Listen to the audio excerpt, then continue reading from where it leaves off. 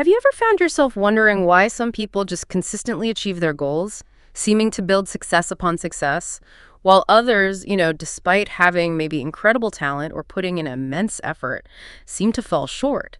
What if the key to unlocking your potential wasn't some elusive secret, but a science that can actually be understood and applied? It's a really compelling idea, isn't it? This notion that consistent achievement isn't just about luck or, inherent gifts, but about a repeatable, learnable process that, well, anyone can master. Absolutely. Welcome to the Deep Dive. This is where we unpack a stack of fascinating sources to extract the most important nuggets of knowledge and insight. Today, we're taking a truly deep dive into Anthony Robbins' foundational work, Unlimited Power, the new science of personal achievement. This book, originally published way back in 1986, is described by Kenneth Blanchard, co-author of The 1 Minute Manager, as the definitive text in the human potential movement. Yeah. That's quite a claim, and it's one the book comprehensively sets out to prove. It really aims to be a practical manual for understanding and influencing human behavior and achievement, like moving beyond just the theory, Right. And our mission today is to go beyond just understanding these concepts. Because while knowledge is wonderful, true transformation happens when you implement it. So we're going to focus on how to integrate the lessons from this book in a way that feels, well, easy, maybe even fun, and genuinely enlightening. We want to explore the deeper meaning behind these ideas, aiming to leave you feeling not just motivated, but truly empowered to create tangible, lasting change in your life. Precisely. It's all about bridging that gap, isn't it? From intellectual insight to real-world impact. So let's start by challenging a common perception. When you hear the word power, what comes to mind? Because in the context of unlimited power, the definition is probably not what you're expecting. That's a crucial starting point. Yeah. Yeah, often we think of power as like domination over others, or maybe just having a lot of information. But the book makes this really profound distinction, echoing Thomas Henry Huxley, who wisely stated, "The great end of life is not knowledge, but action." That's a powerful reframing from Huxley. So are we saying knowledge itself is irrelevant then, or is it more that knowledge without action is just potential unrealized? It's absolutely the latter. Yeah. Robbins really emphasizes that in the information age, knowledge is king, yes, but it's kind of inert until it's applied. The real power in this context is defined as the ability to take action. It's the capacity to produce results, to create value, to shape perceptions, and ultimately, well, to fulfill your desires. It's the ability to do. And a fantastic illustrative example the book uses is Anthony Robbins himself. He's described as this young, wealthy, healthy, happy, and successful individual. But, he didn't start there. He began in this cramped, 400 square foot apartment, unhappy, overweight, financially struggling. He applied these very principles, these tools of action, to transform his own life. It's not just theory. His story is presented as a living blueprint of what's possible when you embody these ideas. Yeah, his transformation truly underscores the point. It's not about innate privilege. It's about a systematic application of principles to achieve measurable results. Yeah. His path from, humble beginnings to widespread success is presented not as some unique anomaly, but as a model you can follow. Okay, so if we take this to heart, it means that simply accumulating facts, even listening to deep dives like ours, isn't enough. While we love that you're here learning with us, true unlimited power comes from putting that knowledge into motion. It's about doing, not just knowing. Yeah. Exactly. And if you're wondering how to put that knowledge into motion, the book offers a remarkably practical and universally applicable framework. It's called the Ultimate Success Formula. Yes. This framework is really foundational. It's a deceptively simple 4-step process for turning intention into reality. And it's something you can start applying today to bring more clarity and purpose to your actions. Okay, so the first step is to define precisely what you want. And this isn't about having a vague idea like I want to be happy or I want to be successful. No, it's about absolute clarity. If you want to lose weight, how much exactly? By when? What does happy actually feel like, and what specific experiences would contribute to it? The more precise your target, the clearer your brain can, create a path toward. Right. Crystal clear target. Got it. And once you have that, the second step becomes critical. Take action. This is where knowledge meets application. The book stresses that success isn't a destination you arrive at and then just stop. It's described as the ongoing process of striving to become more. Emotionally, socially, spiritually, physically, intellectually, financially. It's about consistent forward movement. And that ongoing movement needs guidance, which brings us to step 3. Notice your results. This is about constant feedback. Are your actions producing the desired outcomes? Are you closer to your goal or maybe further away? This requires honest self-observation, a willingness to acknowledge what's happening, without judgment. It's simply collecting data. Okay, data collection. Yeah. And if that data, those results, aren't exactly what you hoped for, then you move to the final, really empowering step. Change your behavior until you get what you want. Yes, this is all about flexibility and persistence. If what you're doing isn't working, you don't give up. You adjust, you iterate, you adapt. It's not about being stubborn. It's about being resourceful and learning from every single attempt. The beauty of this formula is just how universal it seems, applicable to pretty much any goal. The book gives some incredible examples that really highlight its power, like take Steven Spielberg. He didn't just want to be a filmmaker. He defined what he wanted to achieve with immense clarity, then took action, snuck onto studio lots, met people, developed films, noticed his results, and continuously adapted his approach and strategy until he became, well, one of the most successful filmmakers in history. His strategy was a key part of his success. Or consider Jean Barbara Black of Columbia University School of Law. She faced significant challenges, being a woman in a predominantly male-dominated field, a single mother, yet she achieved her career goal. How? By systematically applying this formula. Defined her path, took action, observed results, changed her approach as needed to overcome obstacles and advance. And for a truly inspiring testament to persistence within this formula, Colonel Sanders. Oh yeah, legendary story. Right.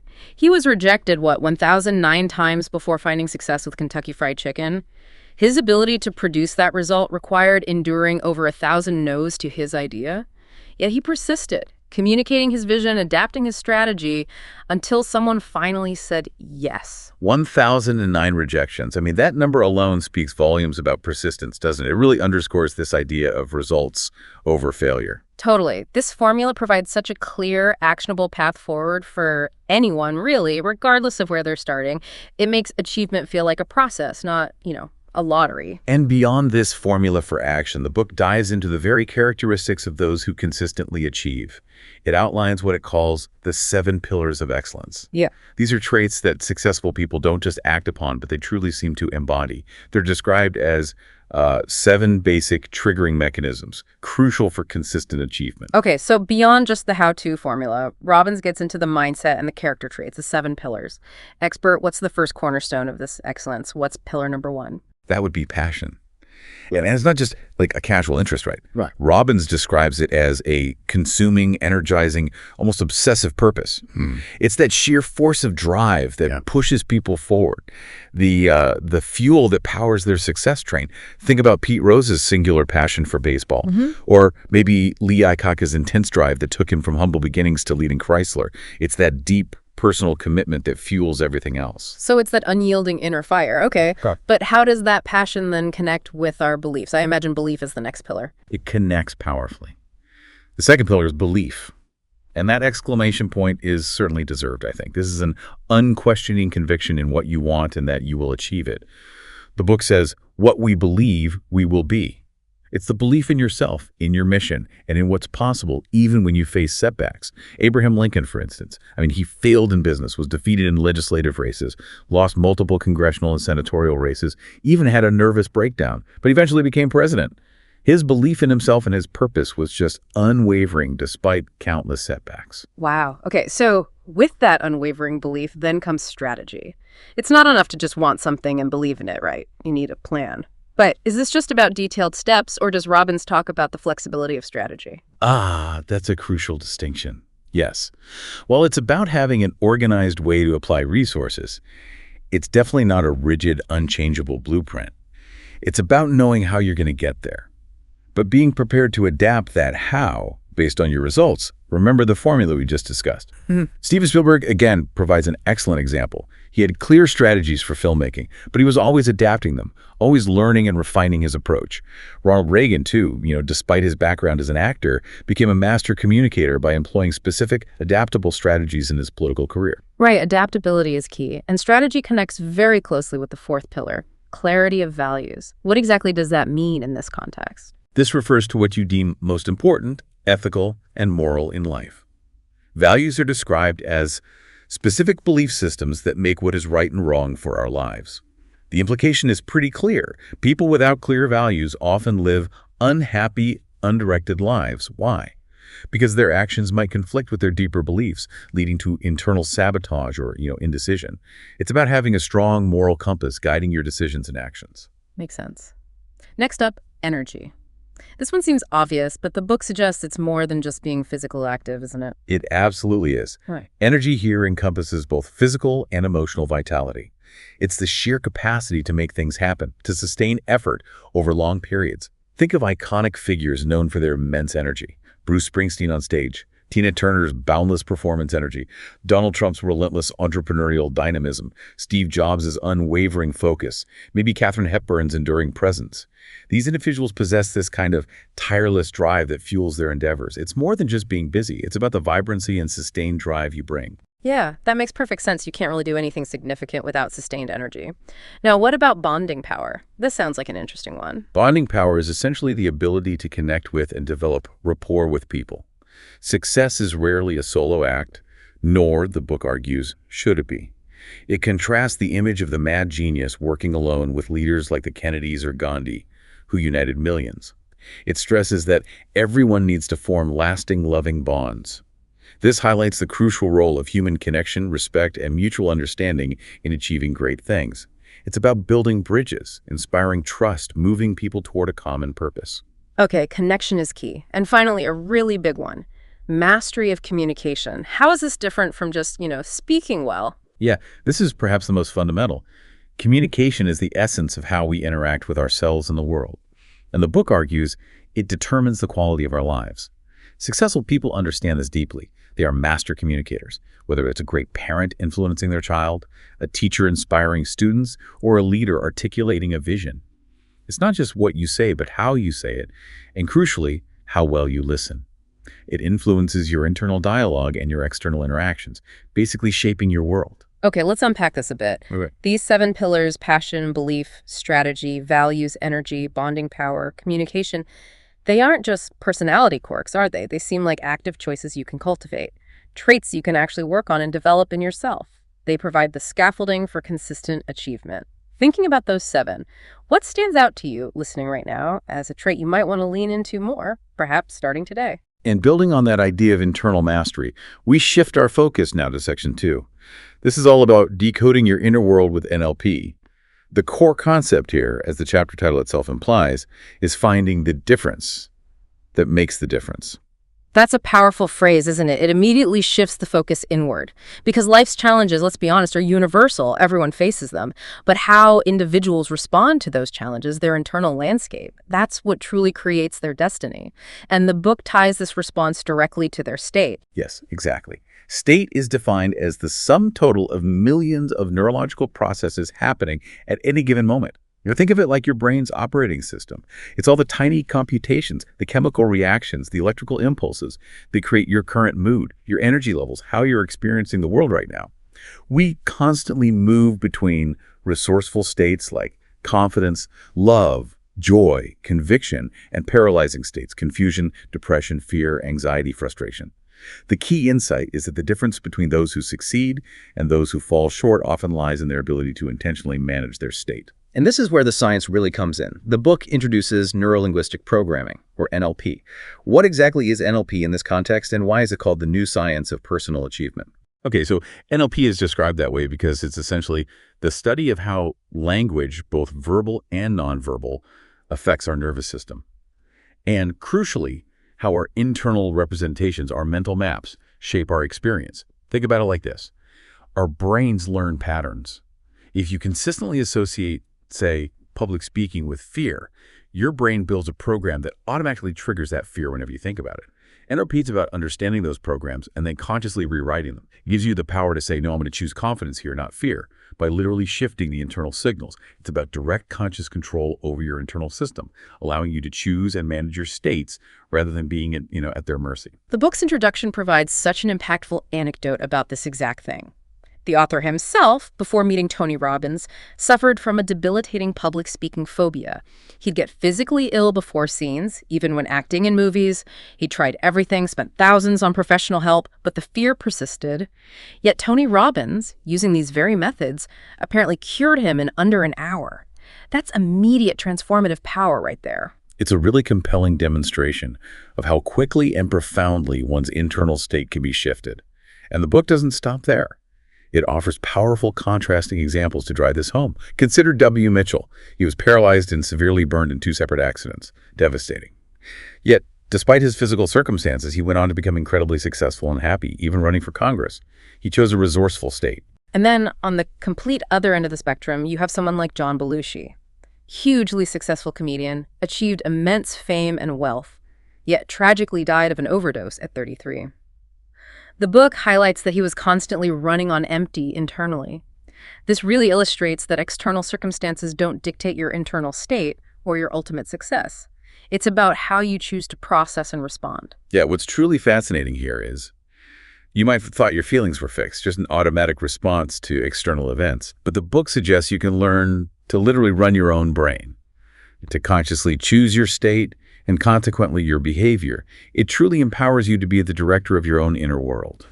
So how exactly do we create these states? The book breaks down the anatomy of a state into 2 main components, and it's about their dynamic interaction, our internal world and our physical being. That's right. The first component is internal representations. This refers to what and how we picture in our mind, what and how we say and hear in our mind. It's your personalized representation of external events. It's your unique map of reality. The map is not the territory. That's a classic NLP concept, isn't it? Meaning, our internal filters and interpretations shape our perception of reality, not reality itself. Exactly. We don't experience reality directly. We process it through our sensory filters: visual, auditory, kinesthetic feelings, olfactory smell, and gustatory taste. These internal pictures, sounds, and sensations directly influence how you feel and behave. If you constantly replay a negative event in your mind, visualizing clearly and hearing critical internal dialogue, you're actively creating an unresourceful state. And the second component is physiology. This is your physical body state. Your posture, biochemistry, nerve energy, breathing patterns, muscular tension or relaxation, all of it. Right. The book emphasizes the profound impact of physiology. Yeah. Your physical actions and posture directly feed back into your emotional state. Slumped shoulders, shallow breathing, a downcast gaze, these can actually induce feelings of depression or sadness. Conversely, an upright posture, deep breaths, maybe even just a smile, can elevate your mood and change your internal representation. Okay, so this is where the dynamic loop comes in. Change one, change the other. You change your physiology, your internal representations shift, and vice versa. This is so powerful because it gives you immediate leverage. Let's revisit the author's public speaking phobia. How did Tony Robbins cure it so fast? He used physical anchors, having the author periodically touch his knees, hands, shoulders, associating those physical cues with new feelings of strength and confidence. He also used verbal cues, changing the internal dialogue. By altering physiology and internal representations, he transformed the author's state from fear to confidence in under an hour. A truly immediate and concrete application. Yeah. The tragic story of the aerialist Carl Wallenda also vividly illustrates this interconnection. He famously fell to his death when his state shifted from his usual unwavering focus on success to a paralyzing fear of falling. His internal representation changed, what if I fall? And his physiology followed, with devastating consequences. And on the flip side, there's the story of Dick Tomey, the football coach. His team was losing badly at halftime, like 22-0. By consciously changing his own and his team's internal representations, their beliefs and attitudes about the game, they turned the score around and won. It wasn't about new plays, it was about shifting their internal state, their perception of what was possible. This raises a really important question. If your physical state and your internal dialogue are so intertwined, what choices are you making right now, consciously or unconsciously? The book teaches that your state has awesome power, and crucially, you can control it. It's an empowering realization you are not a victim of your emotions, but potentially the director of your own internal experience. And what truly directs those internal experiences, those internal representations? Well, it often comes down to the power of belief. The book dedicates an entire section to this, calling it the birth of excellence. And it starts with that profound quote from Anton Chekhov: "Man is what he believes." This is a profound truth explored in the book. Beliefs are not passive ideas. They are described as commanders of the brain. They fundamentally shape our perceptions, our actions, and ultimately our results. They act as maps that guide us, prearranging and filtering our perceptions, influencing what we even see as possible or impossible. So it's not just about what you believe, but how that belief actually creates your reality, like a self-fulfilling prophecy. Exactly. The book highlights this powerful feedback loop. What we believe to be true creates what we believe is true. If you believe you're not good enough, your brain will literally seek out evidence to confirm that belief. It filters reality. If you believe you can achieve something, your brain starts looking for paths and opportunities to make it happen. A truly inspiring anecdote illustrating this is Norman Cousins from his book Anatomy of an Illness. He used belief and positive emotional states, even laughter therapy, to heal himself from a severe, supposedly incurable illness. It's a powerful testament to the mind-body connection and the sheer power of belief. And similarly, there's the story of Pablo Casals, the great cellist. At 90 years old, he was apparently quite arthritic and in pain. Yet when he sat down to play, he was transformed, playing with exquisite sensitivity and power. He consciously changed his physical state and his belief about his capabilities, shifting from frailty to mastery, demonstrating how belief can transcend perceived physical limitations. Okay, so these beliefs are incredibly powerful. How are they formed? And more importantly, how can we change them if they're not serving us? The book offers a crucial insight here. The surest way to create a belief that you can do something is to do IT once, just once. This simple statement is actually quite profound. It emphasizes that action is fundamental to belief formation. The book illustrates this with a cycle. Potential, action, results, belief, attitude. Your potential leads to action, which produces results. Positive results reinforce positive beliefs, creating an upward spiral of confidence and achievement. If you get a positive result, even a small one, it begins to solidify a new belief about what you're capable of. And this leads to such a crucial motivating point, which feels so liberating when you really grasp it. The book emphasizes that there is no such thing as failure. There are only results. Failure isn't an identity, it's simply feedback. This reframing is absolutely essential for persistence. Thomas Edison, for example, didn't view his, 9,999 attempts to invent the light bulb as failures. He famously said something like, "I didn't fail, I just discovered another way not to invent the electric light bulb." Similarly, Abraham Lincoln faced numerous political defeats before becoming president. These aren't failures, they're results that provided feedback, fueling their persistence and adaptation toward eventual success. Right. It's just like Shakespeare said, our doubts are traitors and makes us lose the good we oft might win by fearing to attempt. If we connect this to the bigger picture, your beliefs are choices, not unchangeable truths. And by shifting them, by recognizing that failure is just feedback, you can literally redefine what's possible for yourself. It empowers you to keep taking action because every result, good or bad, moves you closer to understanding, closer to mastery. Which brings us nicely into section 3. Practical application, actually running your own brain. This section is about taking all these concepts and putting them into actionable techniques. The ultimate goal, as Henry Ford put it, is don't find fault, find a remedy. I love that quote. It completely shifts the mindset, doesn't it? Instead of dwelling on problems or getting stuck in negative loops, it's about finding solutions and actively creating the state you want. The book uses a great analogy. Your brain is like a jukebox. Negative experiences or habits are like records playing on repeat, creating those unresourceful states like fear or frustration. But the good news, you can reprogram your jukebox and choose what plays. And NLP's approach, which underpins much of this, is critical here. It focuses on the how, the structure of the experience, rather than the why, the content or origin of the problem. This makes it incredibly practical and action-oriented. You don't necessarily need to spend years analyzing why you feel a certain way. You learn how to change it right now. This shifts the focus entirely from potential victimhood to empowerment. You don't have to be stuck with painful emotions or debilitating habits. You literally have the power to change them. And the tools for this are surprisingly granular, which leads us to submodalities. Right. Submodalities are essentially the building blocks of our experience. They are the specific characteristics or qualities of our internal representations, the fine-tuning sensory details that determine how we experience something internally. Think of them as the ingredients of your thoughts and feelings. So we're talking about the specific details of what you see, hear, and feel in your mind, like the brightness of an image or the volume of a sound. Exactly. Let's start with visual submodalities. When you picture something in your mind, is it a movie or still frame? Is it black and white or vibrant color? Bright or dim? Large or small? Close to you or far away? And a really important one, are you in the picture, seeing it through your own eyes, we call that associated, or are you out of the picture, seeing yourself in it like a movie that's dissociated? The associated versus dissociated distinction seems crucial. Associated often means you're feeling the full emotion, right? whereas dissociated can help you detach from a negative experience. So if I'm picturing a past success and I really want to feel that surge of confidence again, I should step into that memory, see it through my own eyes, almost relive it. Precisely. Make it big, bright, close. Feel what you felt. And for a challenging memory, you want to maybe dial down the emotional intensity of. You literally step out of it, see yourself in the picture as if watching a movie of yourself handling it. Make it black and white, maybe small, far away, like it's happening to someone else, almost blurry. Okay, let's try a quick exercise for you, the listener. Yeah. Think of a very pleasant memory right now. Got it. Now make that image brighter and bigger in your mind. Really expand it. Notice how it feels.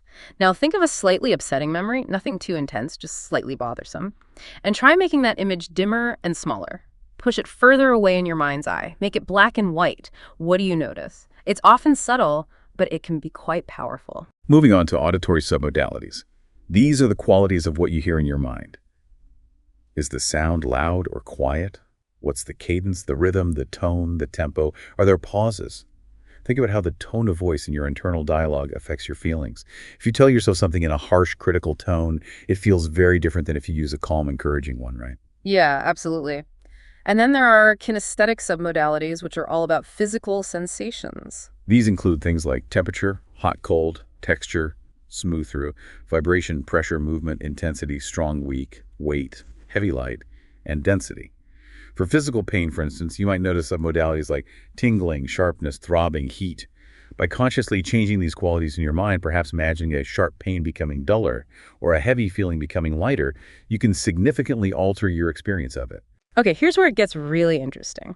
By consciously manipulating these seemingly small details of your thoughts, whether an image is brighter, a voice is softer, or a feeling is less intense, you can dramatically change your feelings and behaviors. It's like being the director of your own internal movie, adjusting the settings. And one of the most powerful, rapid techniques the book introduces to directly apply these submodality shifts for behavioral change is the swish pattern.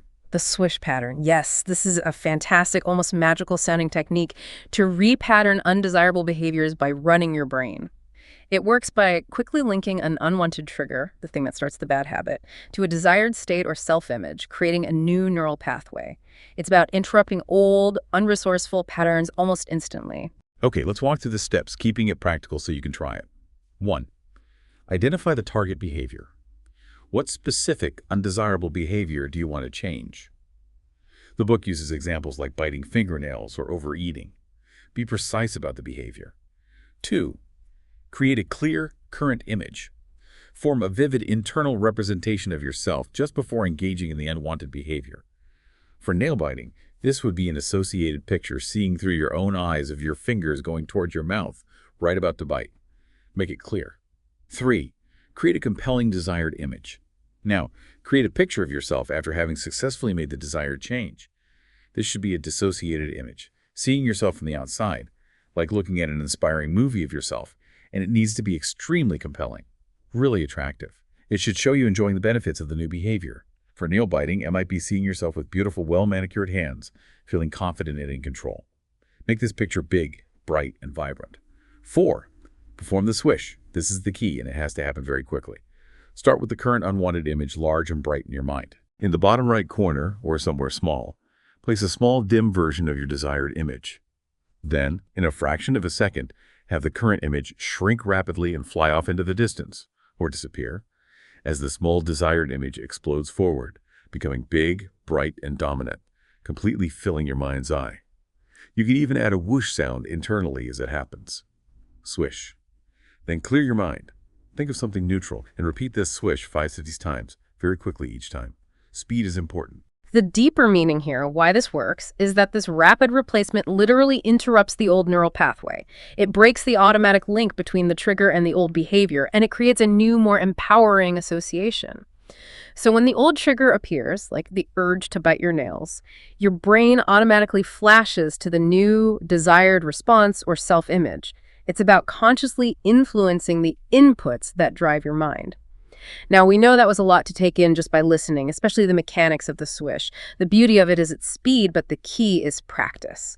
We highly recommend maybe re-listening to that section a few times or even looking up a visual demonstration online to truly grasp the technique. Absolutely. And while the book uses nail biting and overeating as classic examples, the switch pattern can be applied to almost any negative habit or unresourceful state trigger, like feeling fear before speaking, procrastination when facing a task, or frustration in traffic. It's about teaching your brain a new automatic response. So what does this all mean for you, the listener? You literally have the power to reprogram your own brain. This isn't just interesting theory, it's a practical tool you can start using today to change those automatic reactions that might be holding you back. It's about taking control of your inner experience and directing it towards the results you actually want. And speaking of directing our experience through belief, we move into the final content section, section 4. This is a provocative yet incredibly insightful chapter the book calls The 7 Lies of Success. But it's not really about lies in the deceptive sense. It's about reframing reality for motivation, uncovering powerful truths that successful people operate by, even if they seem counterintuitive. That's precisely why the book titles it that way, Right. to grab your attention and make you rethink. Because our beliefs, as we just discussed, are the absolute bedrock of our reality and ultimately our excellence. As John Milton put it so beautifully, the mind is its own place and in itself can make a heaven of hell a hell of heaven. This really sets the stage for understanding how our internal perspective is paramount. That's a crucial point. These lies are actually empowering truths or perspectives that shape how peak performers approach life, giving them a distinct advantage. Okay, let's dive into lie #1. Everything happens for a reason and a purpose, and it serves us. This isn't about passively accepting fate, is it? Just saying, oh, well. Not at all, not passively. It's an active search for the lesson, the opportunity, the benefit within every experience, especially the challenging ones. The book states, every adversity contains the seed of an equivalent or greater benefit. It's about finding the hidden wisdom, reframing seemingly negative events as opportunities for growth or maybe a needed change in direction. Think of Marilyn Hamilton again, who became paralyzed after a hang gliding accident. Right. She didn't view it as just an end. She saw a need, a purpose. It became a catalyst to design innovative wheelchairs, leading to a multi-million-dollar company, Motion Designs. Her perspective transformed her tragedy into immense success and service. So consider how you can apply this to your challenges. What opportunities might lie hidden within your own setbacks right now? That's a powerful way to reframe. And it connects directly to lie #2. There is no such thing as failure. There are only results. We touched on this before, but it's worth repeating. It's fundamental. Our culture conditions us to fear failure, to see it as this definitive negative endpoint, often defining us. But as we discussed earlier, the book teaches us to view all outcomes simply as results or feedback. There are no failures, only learning opportunities. We already mentioned Thomas Edison's 9,999 results before the light bulb and Abraham Lincoln's numerous political results in losing elections before eventually becoming president. They didn't label themselves as failures. They just learned what didn't work and adapted. That is just profoundly liberating when you internalize it. It completely takes the pressure off needing to be perfect and puts the focus squarely on learning and adapting. It frees you up to try again and again. And this mindset naturally leads to lie #3. Whatever happens, take responsibility. Right. Achievers inherently take responsibility for their outcomes, whether good or bad. Now, this isn't about inappropriate self-blame when things go wrong, but it is about recognizing your innate power to influence the situation and, critically, your response to it. The book contrasts this with those who fall into playing the victim. John F. Kennedy, for example, immediately took public responsibility for the Bay of Pigs failure, demonstrating a leader's mindset of ownership rather than deflection or blame. How does adopting this shift your perspective on challenges? It empowers you to be a proactive agent in your own life rather than feeling like you're just at the mercy of circumstances. Okay, next up is lie #4. It's not necessary to understand everything to be able to use everything. This is a fantastic point, especially in our age of information overload. Don't get bogged down feeling like you need to know every single intricate detail or exactly how something works before you can apply it and benefit from it. Focus on utility and application. You don't need to understand the physics of electricity to flip a switch and benefit from light. You simply use the tool. This frees you from analysis paralysis and encourages practical application. Just use what works. This is particularly relevant for you, our listener, who loves to learn. You don't need to become a certified NLP expert to apply its principles and get results. You just need to understand how to use the tools, like the swish pattern or changing submodalities. That makes it easy and fun, right? Just try it. Then we have lie #5. People are your greatest resource. Yes. Individuals of excellence, the book argues, have tremendous respect and appreciation for other people. They understand that significant success is rarely a solo act. It's almost always a collaborative effort. Rapport and shared purpose are vital. The book highlights examples like some Japanese factories where management and workers might eat together to foster unity, or Hewlett-Packard's founding philosophy of developing talent internally, recognizing that people are their most valuable asset. So building strong relationships, fostering collaboration, respecting others, it multiplies your power. It's not about trying to do it all alone. Then lie #6, work is play. How literal is this? Well, it's not necessarily about your work being literally playtime, but it's about understanding that true, abiding success often comes from doing something you genuinely love, something that engages you deeply. The book states quite bluntly, there's no massive success by doing what you hate. Pablo Picasso famously said, "When I work, I relax. Doing nothing or entertaining visitors makes me tired." Mark Twain offered, "The secret of success is making your vocation your vacation." When work feels like play, or at least deeply engaging and meaningful, you bring passion and boundless energy to it, making the journey itself rewarding, not just the destination. That's truly enlightening, isn't it? It encourages you to find that passion and joy in your pursuits, making the process itself fulfilling. And finally, lie #7. There's no abiding success without commitment. This is the anchor, really. Commitment is the unwavering dedication to a goal, despite obstacles, challenges, or setbacks. It's described as the fuel of excellence. It provides the staying power when talent alone might not be enough, or when things get tough. The book emphasizes this through examples of world-class performers ballerina Anna Pavlova, basketball legends Larry Bird and Michael Jordan, golfer Tom Watson. They all embodied profound, almost relentless commitment to their craft. The book suggests this level of commitment is often a greater differentiator than raw physical talent. Commitment really is the ultimate test, isn't it? What are you, listening now, truly committed to in your life? Because that commitment will fuel your ability to implement these strategies and overcome the inevitable challenges. It's about being all in, deciding up front that you'll persist even when it's difficult, because the outcome, the purpose, is worth the effort. So today, we took a really deep dive into Anthony Robbins' unlimited power. We uncovered how true power lies in action, not just knowledge. We explored how the ultimate success formula provides a practical, systematic path to turn your desires into reality. Define it, act, notice, change. We learned how to decode and master your internal state and beliefs through the science of NLP, understanding that your internal representations and physiology are interconnected, giving you the power to literally run your brain.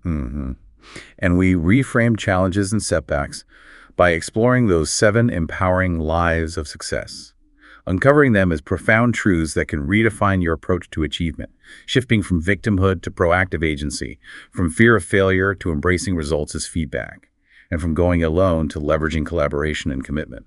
But remember, the real magic isn't just in knowing all this information, but in applying it consistently. This deep dive has hopefully armed you with tangible strategies, ways to run your brain, and consciously create the results you desire. It's about taking these nuggets of wisdom and putting them into action with passion, with commitment. Your reality, as the book powerfully implies, is fundamentally the reality you create. It's shaped by your beliefs, your actions, and your internal state. And the exciting part is you have profound influence over all 3. So let's leave you with this provocative thought. If you could fully embody just one of the principles we discussed today, whether it's consciously choosing to change your internal state by shifting your physiology right now, or actively reframing a limiting belief that's been holding you back, or maybe trying out the switch pattern to break an old habit, just one principle, fully embraced, what kind of unlimited power would you unleash in your life? Now, what's one small step you can take today, right now, to begin?